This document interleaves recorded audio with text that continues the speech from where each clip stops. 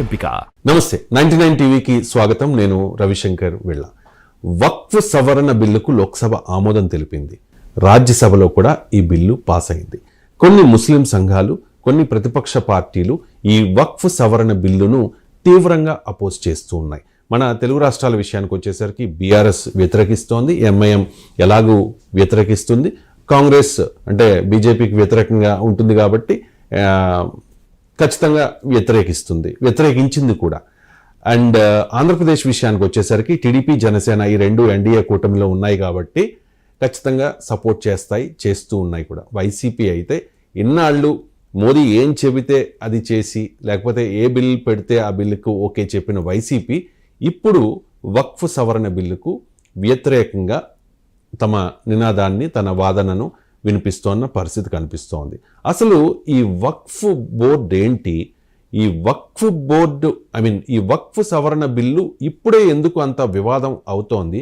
అసలు వక్ఫ్కి ఎన్ని ఆస్తులు ఉన్నాయి, ఎన్ని వేల ఎకరాల ఆస్తులు ఉన్నాయి అనే దాని మీద చాలా డీటెయిల్డ్గా మనకి ఎక్స్ప్లెయిన్ చేయడానికి రాజకీయ విశ్లేషకులు ఎంజీ రావు గారు ఉన్నారు. నమస్తే ఎంజీ రావు గారు. వక్ఫ్ వక్ఫ్ వక్ఫ్ చాలాసార్లు వింటూ ఉంటాం, కానీ చాలామందికి కంప్లీట్గా ఒక ఐడియా ఉండదు. వక్ఫ్ బోర్డ్ అంటే ఏంటి? ముందుగా వక్ఫ్ అంటే ఇది ఒక అరబిక్ పదం అండి. ఈ వక్ఫ్ అంటే కట్టుబడడం. ఒకసారి ఇచ్చింది దానికే కట్టుబడి ఉంటుంది, మళ్ళీ తీసుకోవడానికి ఉండదన్నమాట. ఈ వక్ఫ్ అంటే ముస్లిం మతస్థులు తన యొక్క ఆస్తిలో ఏదో ఒక భాగాన్ని కానీ ఎంతో కొంత కానీ ప్రజలు మతాలకు ఉపయోగించుకోవడం. అంటే మతం అంటే పేదవాళ్ళకి చేయడం కానీ, లేదా ముస్లిం దర్గాలను మెయింటైన్ చేయడానికి, ముస్లిం సమాధులను మెయింటైన్ చేయడానికి కానీ, ముస్లిం మత విద్యా వ్యవస్థ కానీ, లేకపోతే ఫుడ్ ఇలాంటి సౌకర్యాలకు పేదలకు పంచడానికి కానీ తన ఆస్తిని వీళ్ళకి దారాదత్తం చేస్తారన్నమాట. ఆస్తిలో కొంత భాగాన్ని కానీ అంటే మనం చూస్తూ ఉంటాం కదా, విరాళం ఇది ముస్లిం మతంలో ఉండేదన్నమాట. అంటే వక్ఫ్ అంటే విరాళం అని అర్థం. కానీ ఇక్కడ ఒకటి ఉంది, అంటే ఒక్కసారి ఇచ్చిన విరాళం అలా తీసుకోవడానికి ఉండదు, దానికి వారసత్వ హక్కులు కూడా ఉండవు ఇంకా. ఎందుకంటే మన విరాళం టైప్లో ఉంటాయి. దీన్ని వక్ఫ్ అంటారన్నమాట. ఇలాంటి ఆస్తుల్ని మేనేజ్ చేయడానికి ఉండే బోర్డే వక్ఫ్ బోర్డు. ఈ వక్ఫ్ బోర్డుకి ఏంటంటే భారతదేశంలో ఈ వక్ఫ్ బోర్డు అంటే చాలా తక్కువ కాదు. ఎందుకంటే కొన్ని దశాబ్దాల పాటు, ఎందుకంటే సుమారు 767 క్రీస్తు శకం 767 నుంచి బ్రిటిష్ వాళ్ళు వచ్చే 18వ శతాబ్దం వరకే, ఆల్మోస్ట్ బక్సర్ వారి వరకే ముస్లిం చక్రవర్తులు వెళ్ళినప్పుడు, ముస్లిం మతం అనేది తారాస్థాయిలో ఉన్నప్పుడు ఈ వక్ఫ్ ఆస్తులు విపరీతంగా పోగుబడినాయి. ఈ ఆస్తుల్ని మేనేజ్ చేయడానికి, గవర్నెన్స్కి, అంటే వచ్చిన ఈ విరాళం ఇచ్చిన ఆస్తుల్ని సక్రమంగా వినియోగిస్తున్నారో లేదో చేయడానికి బ్రిటిష్ ప్రభుత్వం 1913లో ఒక వక్ఫ్ చట్టం తీసుకొచ్చిందనమాట. ఇది 1913, 1923 అంటే 100 సంవత్సరాల క్రితం. ఇప్పుడు 2024లో ఉంటే 2024 100 సంవత్సరాల క్రితం బ్రిటిష్ ప్రభుత్వం దీన్ని మేనేజ్ చేయడానికి చట్టాలు తీసుకొచ్చింది. చట్టానికి ఇప్పుడు సవరణలు చేసుకుంటూ అంతే. దీన్ని స్వతంత్రం వచ్చిన తర్వాత 1950లో ఒక చట్టం చేయడం జరిగింది. దీన్ని చేశారు. దీన్ని 1999లో వక్ఫ్ సవరణ చట్టం అని ఒక అద్భుతమైన చట్టాన్ని తీసుకొచ్చారు. అది ప్రాతిపదిక. ఇది 2013లో కొంచెం సవరణ జరిగింది యూపీఏ ప్రభుత్వంలో. నిన్న పార్లమెంట్లో కిరణ్ రిజిజు గారు చెప్పినట్టు. ఇప్పుడు ఇది ఈ 1995 చట్టానికి, వక్ఫ్ సవరణ చట్టానికి కొన్ని మాడిఫికేషన్లు ప్రతిపాదిస్తూ వచ్చిందే ఈ వక్ఫ్ సవరణ చట్టం 2025. ఈ బిల్లు నిన్న లోక్సభలో 520 మంది ఎంపీలు అటెండ్ అవుతే 288 మంది అనుకూలంగా, 232 మంది ప్రతికూలంగా వేశారు. 52 ఓట్లతో లోక్సభలో బిల్లు 1913లో ఫస్ట్ టైం చట్టం వచ్చిందని చెప్పారు కదా. ఇప్పుడు చేసిన సవరణలు అంటే ఇంత భారీగా ఇప్పటివరకు సవరణలు చేయలేదా? ఇదే ఫస్ట్ టైమా? లేదు. ఇప్పుడు ఈ సవరణ చట్టంలో ప్రతిపాదిస్తున్నవి కొన్ని అనమాట. ఈ చట్టం ఏంటంటే నిన్న అమిత్ షా గారు, కిరణ్ రిజిజు గారు, నిన్న మైనారిటీ మంత్రిత్వ శాఖ మైనారిటీ మంత్రిత్వ శాఖ కిరణ్ రిజిజు ఆయనే బిల్లు ప్రవేశపెట్టాలి. ఈయన ex officio chairman of the Waqf board, central Waqf board అనమాట. ఆయనే ప్రవేశపెడుతూ కొన్ని ఏంటంటే ఎఫిషియెంట్గా ఈ ఆస్తుల్ని, వక్ఫ్ ఆస్తుల్ని మేనేజ్ చేయడం అనేది ఒకటి ప్రధానం. రెండోది ఏంటంటే కొంతమంది ఈ వక్ఫ్ బోర్డులో మెంబర్స్ ఎవరు ఉండాలి, ముస్లిమ్సే కాదు ముస్లిమ్సేతరులు కూడా ఇద్దరేసి పెట్టడం అనేది రెండోది. మూడోది ఏంటంటే ఒక్కసారి ప్రభుత్వ ఆస్తుల్ని వక్ఫ్ బోర్డులుగా ప్రకటించకూడదు, ఎందుకంటే ఇది ఒక కాంట్రవర్షియల్ నడుస్తుంది. పార్లమెంటు భూమి కూడా మాదే అని ఢిల్లీ వక్ఫ్ బోర్డు ప్రకటించిందనమాట. సో ప్రభుత్వ భూమి అనేది వక్ఫ్ బోర్డు కింద వక్ఫ్ ఆస్తుల కింద ప్రకటించకూడదు అనేది మూడు వచ్చేసారు. రెండు, ఈ వక్ఫ్ భూములు ఈ వక్ఫ్ బోర్డ్స్లోకి ముస్లిం స్త్రీలు కూడా వెళ్ళడం అనేది, ఈ విధంగా ప్రతిపాదనలు వచ్చినాయి అనమాట. ఇది సవరణలు ప్రస్తుతం ప్రవేశపెడుతున్నవి. అంటే ఈ వక్ఫ్ సవరణ బిల్లు రాజ్యాంగబద్ధమేనా అనే ప్రశ్న తలెత్తుతోంది. చాలా ముస్లిం సంఘాలు, కొన్ని ప్రతిపక్ష పార్టీలు అపోజ్ చేస్తూ ఉన్నాయి. అండ్ ఇది రాజ్యాంగబద్ధం కాదు అంటూ ఉన్నాయి. ఇది రాజ్యాంగబద్ధమేనా? ఎందుకు అడుగుతూ ఉన్నానంటే మీకు కాన్స్టిట్యూషన్ బాగా చదివారు, మీరు రాజ్యాంగ నిపుణులు కూడా. ఇది చాలా ముఖ్యమైన విషయం అండి. యాక్చువల్గా రాజ్యాంగ ప్రాతిపదిక ప్రకారం ఈ బిల్లుని చూడాలి. అప్పుడే మనం ఏ విశ్లేషణ చేసినా ఏది చేసినా కరెక్ట్గా అర్థం అవుతుంది. ప్రజలకు చేయాలి, ప్రజలు కరెక్ట్గా దీన్ని అర్థవంతంగా అర్థం చేసుకోవాలంటే రాజ్యాంగ ప్రాతిపదిక ఏంటి. ఎందుకంటే నిన్న కాంగ్రెస్ అపోజిషన్ తర్వాత ఇండియా గ్రూప్లో ఉన్న ప్రధాన పార్టీ కాంగ్రెస్ దీన్ని అపోజ్ చేస్తూ 4Ds అని కూడా తీసుకొచ్చింది. ఈ 4Dల ప్రాతిపదికన ఇది రాజ్యాంగబద్ధత కాదు అని చెప్తుందన్నమాట. అదేం చెప్తుందంటే రాజ్యాంగ మౌలిక స్వరూపానికి ఇది వ్యతిరేకం. ఇక్కడ మౌలిక స్వరూపం అంటే భారత రాజ్యాంగానికి మౌలిక స్వరూపం అనేది ప్రాణం, మౌలిక స్వరూపం అంటే దాని ఆత్మ అనమాట రాజ్యాంగానికి. ఇది వ్యతిరేకం అని చెప్తుంది. అదేంటి నెంబర్ 1 అంటే ఆర్టికల్ 25 ప్రకారం, ఆర్టికల్ 25 నిబంధన 25, 26, 27, 28 ఈ నిబంధనలు ఏంటంటే మత స్వాతంత్రపు హక్కుకు సంబంధించింది, ప్రాథమిక హక్కులు. ఈ మౌలిక స్వరూపం అనేది అందులో లౌకికత్వం అనేది ప్రధానమని, ఈ లౌకికత్వానికి ఇది వ్యతిరేకం అని నిన్న చెప్పడం జరిగింది. అది ఒకటి.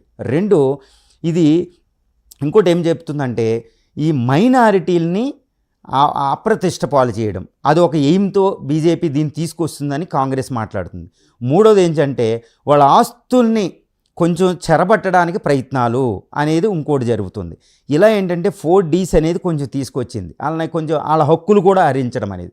ఈ విధంగా రాజ్యాంగాన్ని అపహాస్యం చేయడం, రాజ్యాంగ మౌలిక స్వరూపానికి అంటే మత స్వాతంత్రపు హక్కుకి, రాజ్యాంగం ప్రసాదించిన మత స్వాతంత్రపు హక్కు అంటే 25 ప్రకారం, ముఖ్యంగా 25 నిబంధన, అదేవిధంగా లౌకికత్వానికి ఇది పెద్ద గుదిబండ లాంటిదని కాంగ్రెస్ అదేవిధంగా ఈ పార్టీలన్నీ చెప్తుందంటే, ముఖ్యంగా ఈ ఇండియా గ్రూప్ పార్టీలన్నీ మాట్లాడారు. సమాజ్వాదీ పార్టీ, అదేవిధంగా ఎంఐఎం, ఏఎంఐఎం, ఈ పార్టీలన్నీ మాట్లాడుతున్నాయి, ముఖ్యంగా కాంగ్రెస్. ఇది రాజ్యాంగపరది. కానీ ఇక్కడ రాజ్యాంగబద్ధంగా చూస్తే ఈ బిల్లు కరెక్టా కాదా అనేది మనం పరిశీలించాలి. ఇప్పుడు ఈ బీజేపీ అంటే ఎన్డీఏ గ్రూప్ ఈ పార్టీని తీసుకొస్తున్నాయి. ఎన్డీఏలోని భాగస్వామ్యాలైన తెలుగుదేశం కూడా దీనికి సపోర్ట్ చేస్తుంది. అది లౌకిక పార్టీ, ఇక్కడ లౌకిక పార్టీ. ఇప్పుడు ఎంఐఎం వ్యతిరేకించింది, కానీ టీడీపీ ఒకప్పుడు బీజేపీ లౌకికతను గుజరాత్ అల్లర్లో అనుకూలంగా లేదు, సరిగ్గా వ్యవహరించడం లేదనే బయటకు వచ్చిన లౌకికత్వ పార్టీ. అదే పార్టీ ఈరోజు సపోర్ట్ చేస్తుందంటే అక్కడ లౌకికత్వం ఉన్నట్టే కదా. ఆ లౌకికత్వం ఏం చెప్తుందంటే చంద్రబాబు నాయుడు గారు ఏం చెప్తున్నారంటే ఈ బిల్లుకి మేము సపోర్ట్ చేస్తున్నాం, జనసేన కూడా, ఎందుకంటే మైనారిటీ హక్కుల్ని ఇది హరించడం లేదు, మైనారిటీ ఆస్తులు సక్రమంగా వినియోగించడానికి సంబంధించిందే కాబట్టి మేము చేస్తున్నాం, ఇది ప్రాతిపదికగా తీసుకుందాం ఒక రకంగా. ఎంఐఎం ఏం చెప్తుంది, ఏఎంఐఎం ముఖ్యంగా ఇది మతానికి షరియత్ మీదే అటాక్ అని నేను ఓవైసీ గారి బిల్లే చింపడం జరిగింది పార్లమెంట్లో. చాలా విస్తృతమైన చర్చ అనమాట, ఇది సామాన్యమైన సంఘటన. షరియత్ అంటే ముస్లిమ్స్ పర్సనల్ లా, ముస్లిమ్స్ వ్యక్తిగత చట్టాలకు సంబంధించి దీన్ని షరియత్ అంటారన్నమాట. మన ఇండియాలో షరియత్ యాక్ట్ అనేది ఒకటి ఉంది, 1937లో వచ్చిందని. దానికి అనుకూలంగా మా మీద అటాక్, ఇది పూర్తి స్వతంత్రత ఉంటుంది, రాజ్యాంగబద్ధంగా ఉందన్నమాట. అదే 25, 26, 27 ప్రత్యేకంగా ఒక చట్టం ఉంటుందా? ముస్లిమ్స్కి ప్రత్యేకంగా ఉంది, హిందూ పర్సనల్ లాస్ ఉంది, హిందూ వారసత్వ హక్కు ఉంది, పర్షియన్స్కి ఉంది, ఈ క్రిస్టియన్ పర్సనల్ లా బోర్డు ఉంటాయి. ఇలా ప్రతి అందుకేనా యూసీసీ తీసుకొద్దామని అనుకుంటున్నారు. యూనిఫామ్ సివిల్ కూడా ఇక్కడే వస్తుంది, ఆల్రెడీ ఉత్తరాఖండ్ లో అమలు చేస్తూ ఉన్నారు. అదే మీరు అన్నట్టు ఇదే. సో ఈ వ్యక్తిగత చట్టాలకు అనుకూలం. కానీ రాజ్యాంగ ప్రాతిపదికగా చూస్తే 25వ అధికరణం మనం తీసుకుందాం. రాజ్యాంగంలో 25వ అధికరణం ఏంటంటే ప్రాథమిక హక్కుల్లో భాగం. ఇది మత స్వాతంత్రపు హక్కును కల్పిస్తుంది.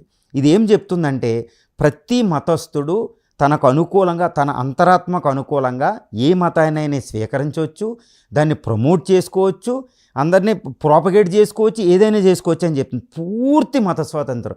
ఇది భారత రాజ్యాంగంలో ఒక అద్భుతం. ఇది భారత ఈ 25వ అధికరణం అనేది భారత రాజ్యాంగంలో లౌకికత్వానికి ప్రాతిపదిక. ఇంతటి ప్రాతిపదిక హక్కుకు అనుకూలంగా ఇది జరుగుతుందా అంటే ఇదే అధికరణంలో 25 నిబంధన 1 2వ సెక్షన్లో ఏముందంటే 1, 2 ముఖ్యంగా 2లో ప్రభుత్వం ఈ మత స్వాతంత్రపు హక్కు పూర్తి కాదు, ఇది పూర్తి హక్కు పూర్తి పరిపూర్ణంగా ఎవరికి రాదు. ఎందుకంటే గవర్నమెంట్ ఏంది, ప్రభుత్వం ఏం చేయాలంటే దీనిని నియంత్రించే హక్కును కూడా ఈ నిబంధన ఇచ్చింది.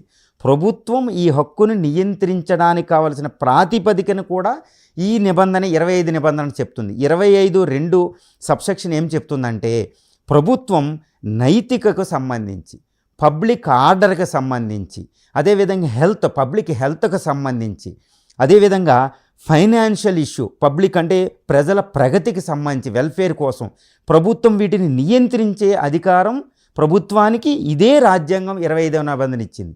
దీని ప్రకారం ఈ చట్టం జరుగుతుంది. కాబట్టి ఇది రాజ్యాంగానికి పూర్తిగా లోబడే ఈ చట్టం ప్రవేశపెట్టడం జరిగింది.